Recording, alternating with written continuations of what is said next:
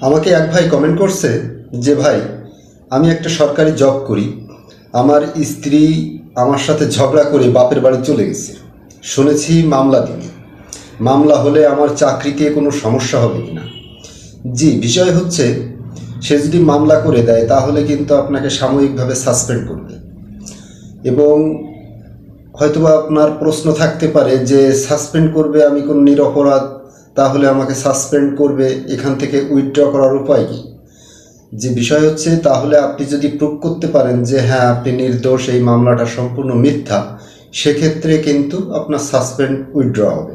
আর যদি এই মামলায় আপনার সাজা হয়ে যায় তাহলে কিন্তু আপনি পার্মানেন্টলিভাবে সাসপেন্ডেড হবেন।